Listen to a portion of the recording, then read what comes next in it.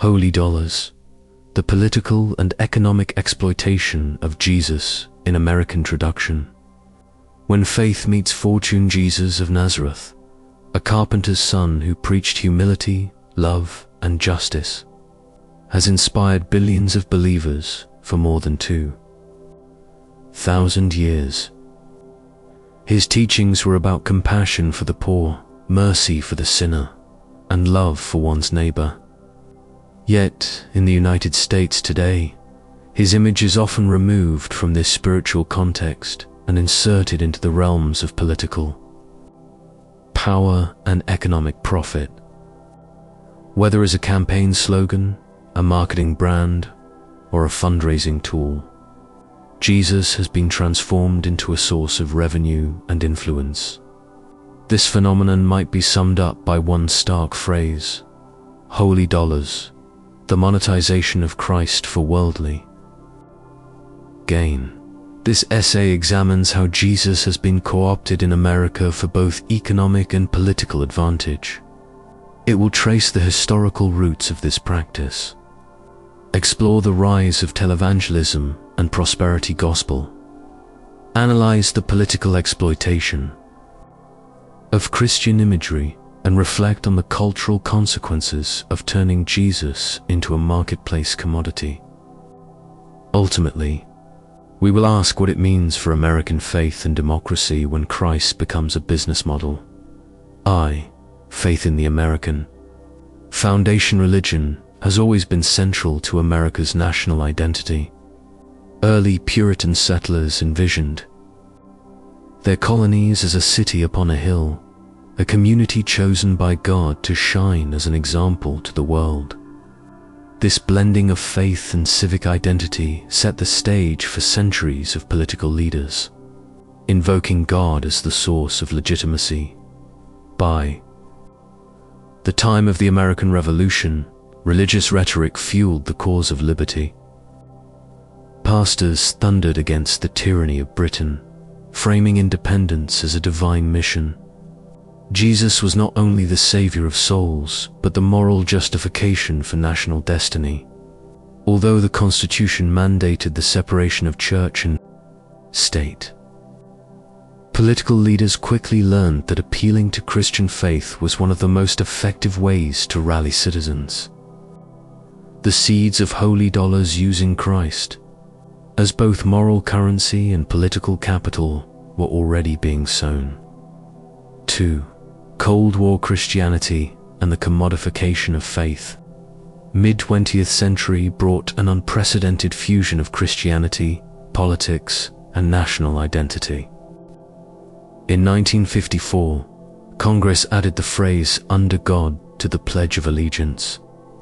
2 years later, "In God We Trust" became the official national motto. The logic was clear. America was on God's side, while its communist enemies were atheistic, and therefore evil. Jesus, by association, became part of America's branding against communism. Politicians invoked his name to rally support for military spending, foreign policy, and cultural conformity. Churches grew in size and wealth, buoyed by the idea that patriotism and Christianity were inseparable. The spiritual became transactional.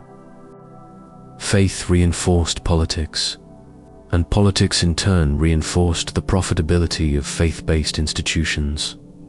3. The rise of televangelism. Broadcasting holy dollars in the 1970s and 1980s, televangelism turned Jesus into a mass-market commodity.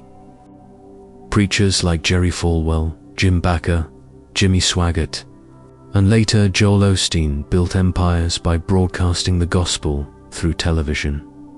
Their programs did not simply preach scripture.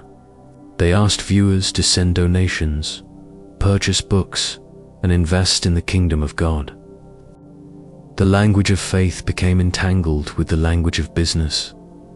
Contributions were marketed as seeds that would yield personal blessings. Ministries built lavish facilities, purchased private jets, and operated like multinational Corporations. Televangelism created a new economic ecosystem where Jesus was not just worshipped but sold an endless source of holy dollars. 4. The prosperity gospel. Jesus, as a financial guaranteed televangel, gave birth to the prosperity gospel, a theology that equates faith with financial success. According to this teaching, Jesus wants believers to be wealthy, and donations too. Churches or ministries are essentially spiritual investments that will pay dividends in the form of blessings. This doctrine directly links Jesus to money-making. It reframes faith as a transaction, with Christ as the guarantor of profit. The prosperity gospel appeals especially to the poor and marginalized, offering hope of escaping poverty.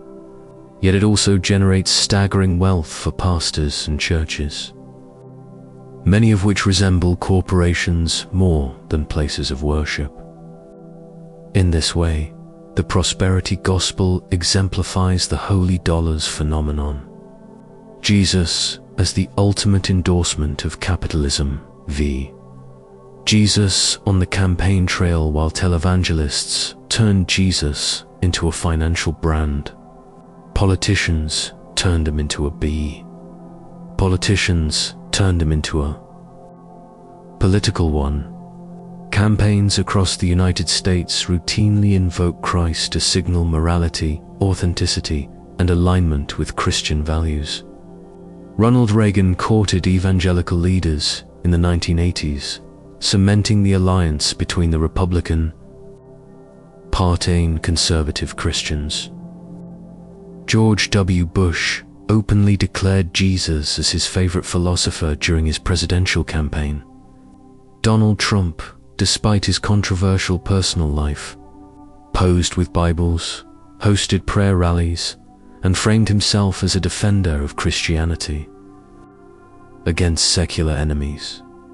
In each case, invoking Jesus was less about theology and more about political branding.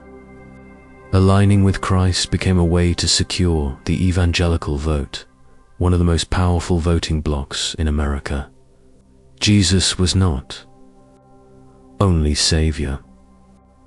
He was the ultimate campaign asset, generating not just votes, but also donations to political action committees, via churches and political power, sanctuaries or super PACs.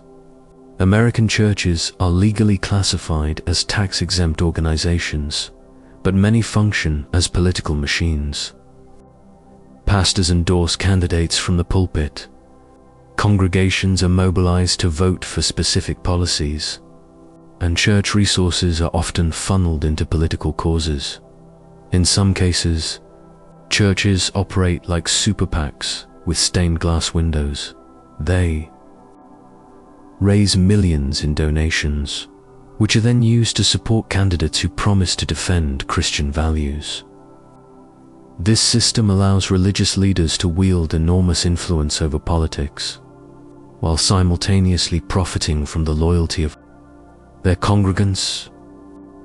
Jesus becomes the justification for political fundraising, another cog in the machinery of holy dollars. Jesus as a brand in American culture beyond churches and campaigns. Jesus has become a consumer brand. T-shirts, bumper stickers, mugs, hats, and even energy drinks proclaim messages like Jesus saves or Christ for America.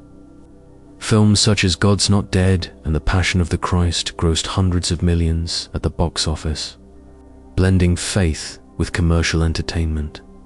The line between devotion and consumerism is increasingly blurred. Buying Christian merchandise often serves as both an act of faith and a political statement. Supporting Christian businesses becomes part of an identity, signaling allegiance to a cultural tribe. Here again, Christ is commodified as the Son of God, but as a logo to be marketed and sold. Eighth, cultural consequences of holy dollars. The exploitation of Jesus for profit has profound cultural consequences. First, it deepens polarization. By equating Jesus with specific political ideologies, faith becomes a dividing line rather than a unifying force. Churches split into conservative and progressive camps, each claiming the true Christ. Second, it distorts the gospel message. Jesus' teachings on humility, compassion, and sacrifice are overshadowed by promises of wealth, power, and national dominance. Instead of challenging materialism, the church often sanctifies it. Finally, it erodes public trust. Scandals involving televangelists, corrupt pastors, and politicians who use religion for personal gain have made many Americans cynical about both faith and politics. For younger generations, especially, the association of Christianity with money and power has turned them away from organized religion altogether. IX. Theological resistance. A different Jesus. Not all Christians accept the commodification of Jesus. Many pastors, theologians, and believers condemn the holy dollars culture as a betrayal of Christ's teachings. They argue that Jesus rejected worldly wealth and political power, choosing instead a life of service and sacrifice. Critics emphasize passages such as Matthew 6:24. You cannot serve both God and money. They call for a return to a gospel centered on justice for the poor, care for the marginalized, and humility before God. This resistance seeks to reclaim Jesus not as a brand or campaign slogan, but as a radical teacher who challenges the very systems of profit and power that exploit his name. X. Reimagining faith beyond profit. The alternative to holy dollars is a vision of faith that cannot be bought or sold. This means churches focusing on service rather than wealth, believers practicing generosity without expectation of return, and political leaders respecting the separation of church and state. It means reclaiming Jesus as a spiritual guide, not a commercial product. True discipleship, critics argue, looks less like purchasing religious merchandise or voting along party lines, and more like caring for neighbors, feeding the hungry, and welcoming the stranger. Such a vision may not generate millions in revenue or deliver landslide victories, but it preserves the integrity of faith. It reminds America that Jesus' value lies not in his profitability, but in his transformative message of love. Conclusion. Counting the cost of holy dollars, the story of Jesus in America is, in many ways, the story of holy dollars, the conversion of spiritual devotion into economic and political capital. From the Puritans to the Cold War, from televangelism to prosperity gospel, from campaign rallies to Christian merchandise, Christ has been leveraged for profit at nearly every stage of American history. This exploitation has enriched pastors, empowered politicians, and created industries worth billions. But it has also distorted the gospel, divided communities, and undermined the credibility of both faith and democracy. If Jesus matters in American life, it cannot be as a brand, a fundraising tool, or a political mascot. His teachings on humility, love, and justice stand in stark contrast to the pursuit of holy dollars. To rediscover the true Christ is to recognize that his kingdom is not of this world, then that his value lies not in profit, but in the power of selfless love.